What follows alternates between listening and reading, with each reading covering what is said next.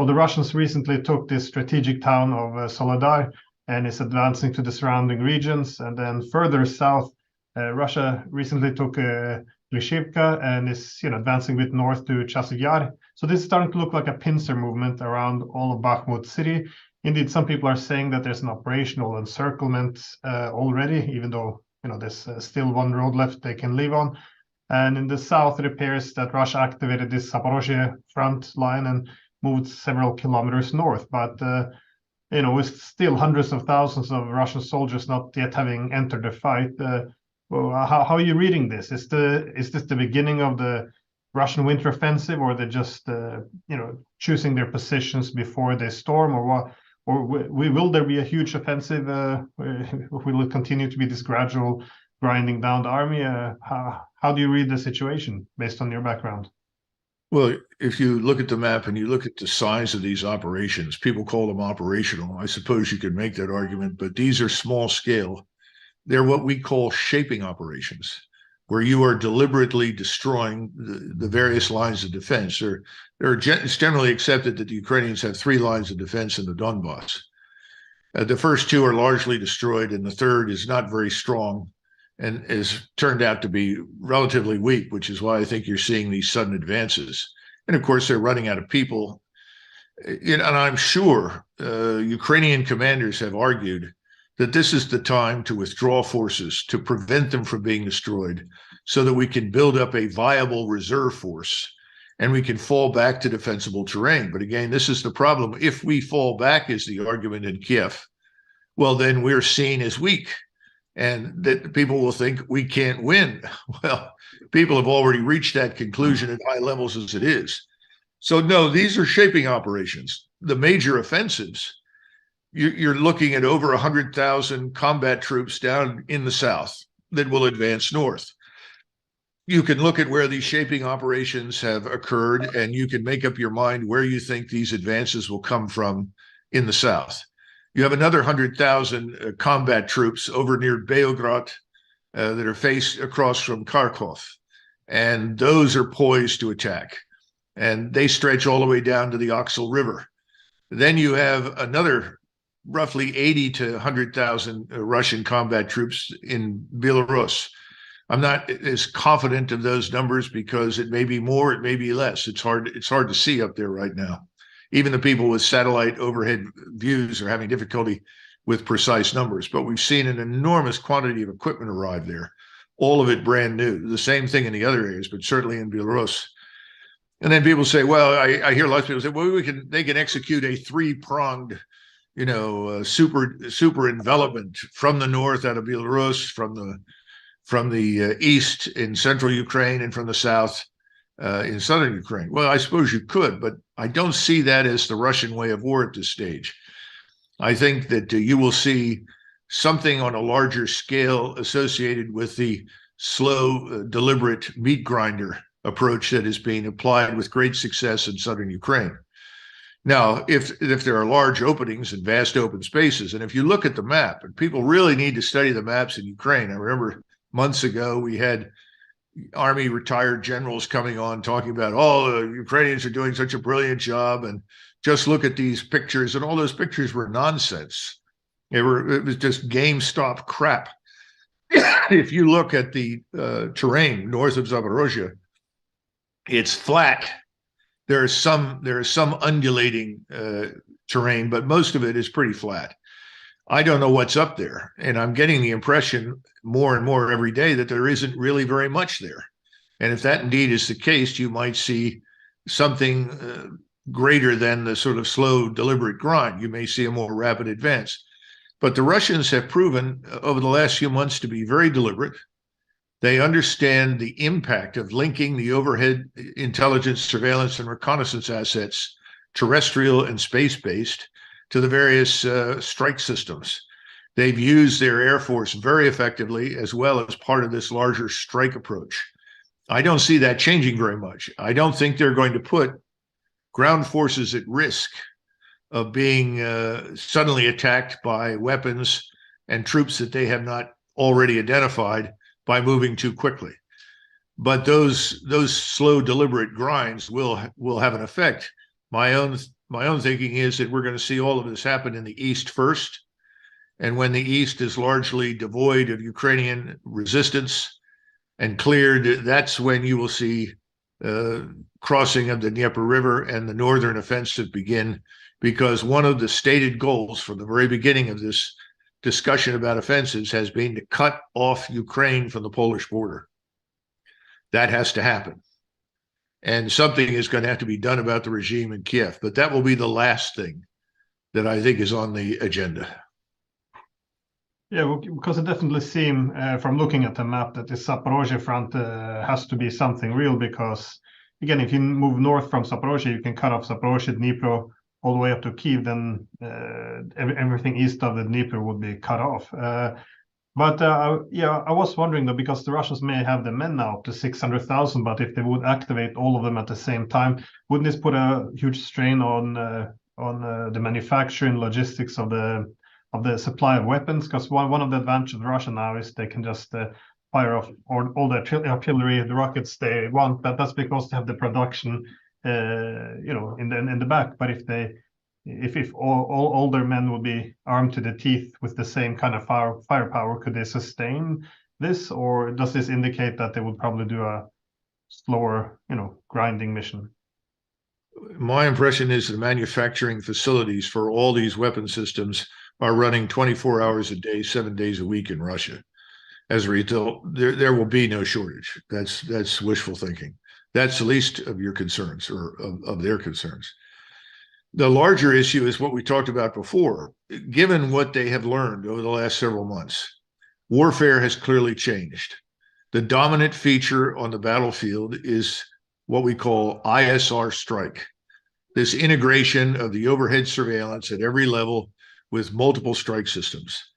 That becomes, if you will, a huge umbrella over the entire Ukrainian state area.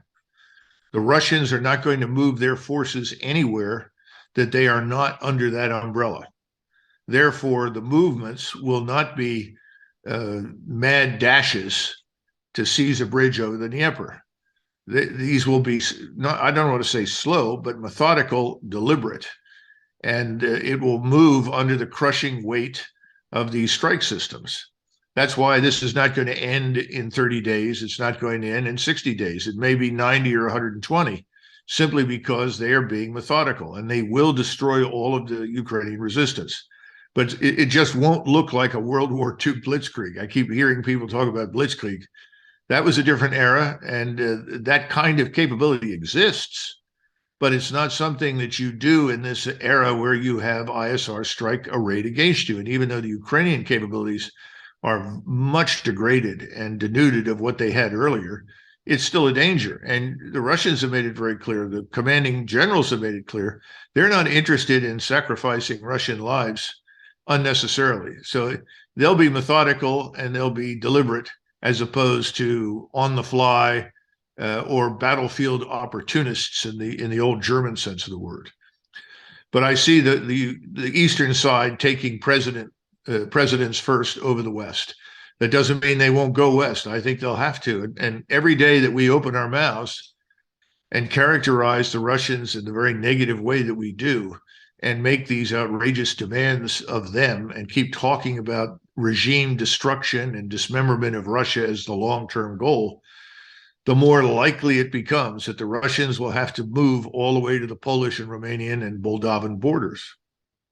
Yeah, that's what I want to ask about, because can there really be negotiations anymore? Because I often look at Moscow's perspective, and from that perspective, NATO countries, they sabotaged the previous Minsk II agreement for 7 years, and then again, when Russia invaded to impose a settlement, the US and UK convinced Kyiv to again abandon negotiations. So there's quite a little trust in Moscow at the moment, and also the fear obviously would be that if there would be a peace, the West would merely do as it did with the last agreement, simply use it as an opportunity to arm Ukraine to the teeth again, and continue the fight. But again, and this is what we're indicating quite often, speaking a bit too openly, perhaps. But making matters worse, now we also declare this intention that we're gonna, fight Russia in perpetuity, and given even NATO membership to Ukraine after the war. Even Henry Kissinger suggested this in Davos.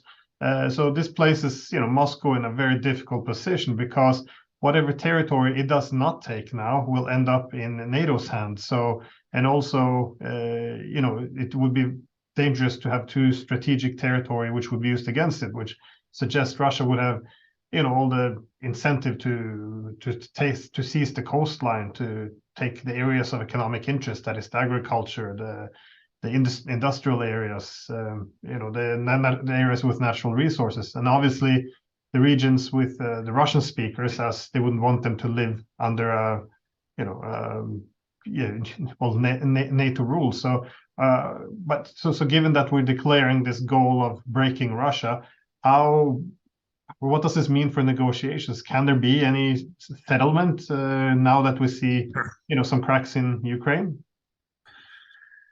Well, on the face of it, it would suggest no, because there's no one that the Russians are inclined to believe at this stage. I mean, how much faith should they put in anything that is said by Zelensky or Biden, or Biden's cabinet members and his government? For that matter, it probably also applies to London and perhaps other European governments. Your own is another example, and then there's Finland. This attitude that somehow or another, overnight, Russia must be destroyed. It's interesting because I was reading a document that was authored by George Soros over 10 years ago, in which he talked specifically about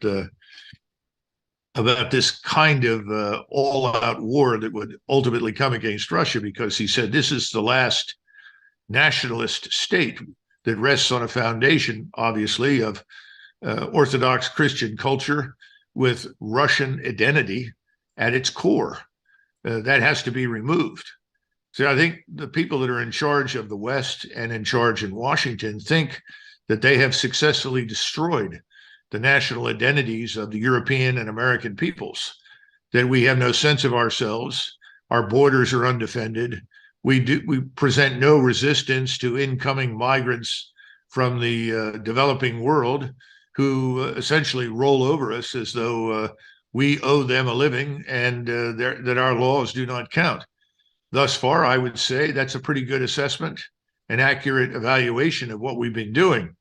And I think that's a great victory for George Soros and the globalists, the anti-nationalists, those who want open borders, and they call it an open society, which means that you end up with nothing, an amorphous mass of people struggling to survive, who are reduced to the lowest levels of subsistence. So that's in the background. And in fact, he even goes so far as talking about how useful it would be if East Europeans were the ones that whose lives were expended in this process, and not West Europeans who simply will not take the casualties. This is not a minor matter. This is the sort of thinking that is so destructive and so evil, in my judgment, that's really what we're dealing with in our own countries. And I think Putin recognizes that. So for him, it's existential. And I think the Russian people see it this way. These reports of, the Russians are miserable and want to get rid of Putin. I guess you can find somebody over there. I don't know how many, but certainly in the high 80s, he has approval ratings. And I'd say that if anybody tried to remove the man, he'd probably be killed or cut down long before he got near the Kremlin by Russians who strongly support what's happening. I think they know their survival is at risk. So you're talking about irreconcilable differences, Glenn. And now, could this change? Of course. The United States, I think, in many ways is on course for a financial or economic Pearl Harbor. The $32 trillion sovereign national debt is not inconsequential. The argument that economics have changed and debt doesn't matter, well, I think people are in for a real rude awakening on that one. That could have a big impact here, because if you look at spending, it is more out of control and outrageous here in this country than at any point in our history. And there are millions of Americans watching the money disappear into the black hole called Ukraine and don't understand why our borders are open, why our police forces are not allowed to enforce the law, why the Biden government won't enforce the law. I think there are Europeans that are worried about some of these things, perhaps not exactly the same way, but in France and Germany, we have evidence from millions of people demonstrating in streets in Prague and elsewhere in the Western world. Those things could change governments. There's no question about it. And we should not underestimate the economic financial impact of future crises. If you had a fundamental change in governments that more accurately reflected the attitudes and opinions of most people in Europe, and I would argue here, which in that public opinion, I think, is we'd like to see a negotiated settlement and we don't want to go to war with Russia. You could see those governments come to power and that would change things. But, I don't know when that would happen, under what circumstances precisely, but I think the potential for that grows with each passing day. And that's the only way out, frankly, because the Russians have no one to negotiate with at this point, as you rightly point out.